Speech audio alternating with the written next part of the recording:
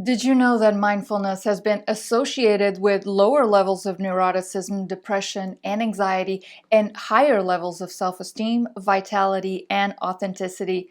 This is the kind of habit you most definitely benefit from cultivating in your life. Still, there are a lot of ideas about mindfulness in the world. So before we uncover its underlying mechanisms, we're going to demystify some of its misconceptions. Let's put those troublesome mindfulness beliefs to rest, shall we?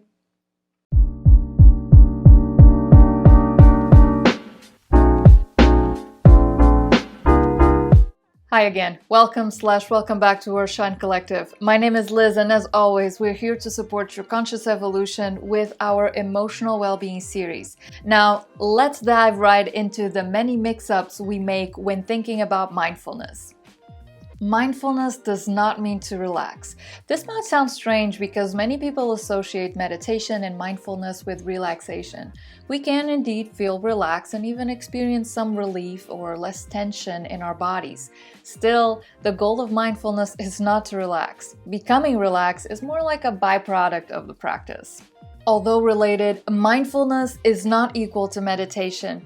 Even though sitting on a cushion is one way of cultivating an open-hearted and non-judgmental now-moment awareness, there is a vast range of practical mindfulness exercises that vastly extends beyond meditation practice, such as yoga postures as a way to energize and loosen the body, or conscious breathing.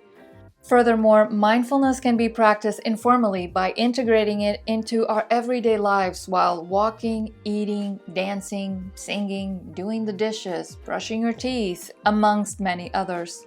Mindfulness is also not a religious thing. Although it is rooted in Buddhism, mindfulness is not really a religion. The concept may sound woo-woo since it's related to meditation and cultivating awareness of something like the present moment.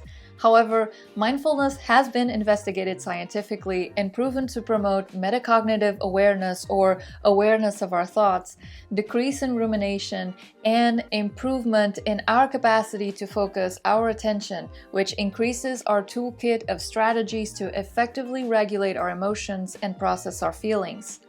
Despite the challenge in reconciling the scientific precisions of empirical language with the more imprecise spiritual concepts often used in mindfulness research, mindfulness is effective and can be practiced alongside other philosophies, religious traditions, or even in a secular sense. Mindfulness is not a way to change or cease thoughts. It has nothing to do with not thinking anymore or changing what we think.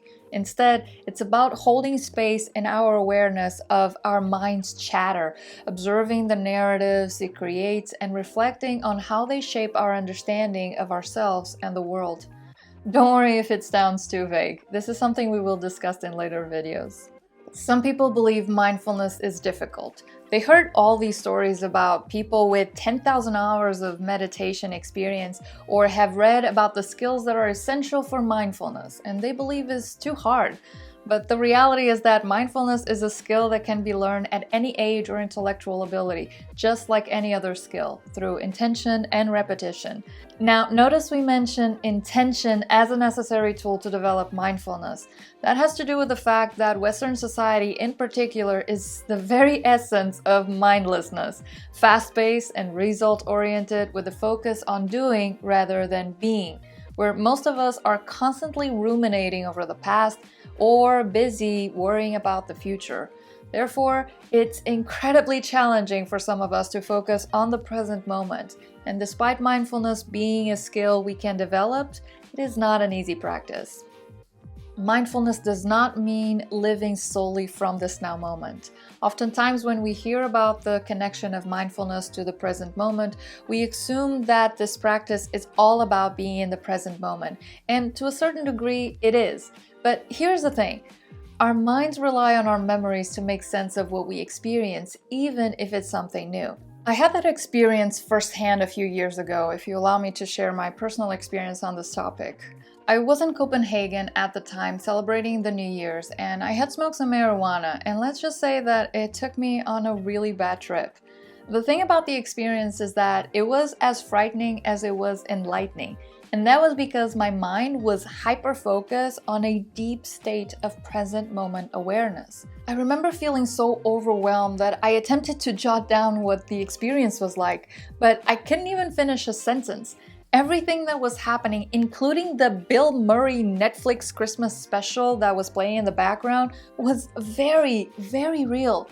Since my mind couldn't absorb or retrieve information to process what was happening in the present moment, I couldn't really distinguish between reality and fiction.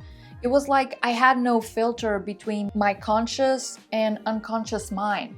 My conscious awareness was absorbing everything instead of filing the small details in my subconscious mind. This means that in my experience, Bill Murray was in my living room alongside George Clooney, Rashida Jones, and a host of all of the other show's guests. All I can say is that I am glad I was not watching a horror movie. The only thing that helped me at that moment was my fiance describing some mathematical theorem I couldn't grasp beyond imagining his description using the universe as a meta model. Even then, my mind could only focus for a brief period. All of this to say that if we consider the idea of striving to be in the present moment to be the whole of mindfulness, then it becomes unpractical and undoable because it's simply impossible to maintain our focus solely on this moment, particularly in modern society. We're not promoting multitasking here, but in today's world, we rely on plans and goals and routines to make sense of our path.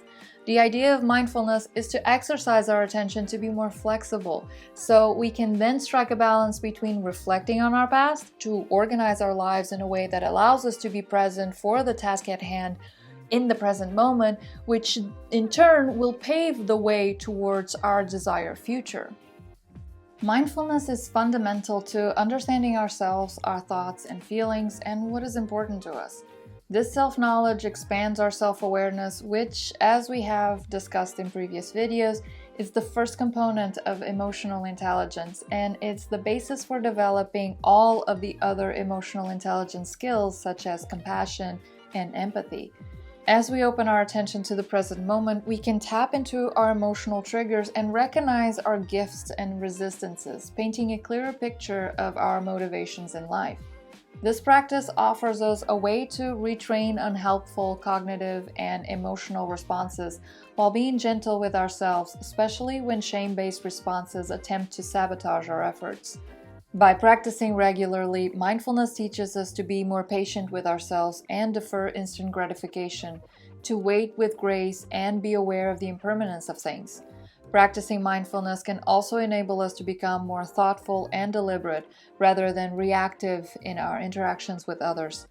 By learning about and focusing on what is important and fulfilling to us, we can then take steps to create a more meaningful life. How exactly can mindfulness help us with that? Tune into our following video to find out. Don't forget to like, share, and subscribe for more videos like this. As usual, thank you so much for watching, and we'll see you in the next video.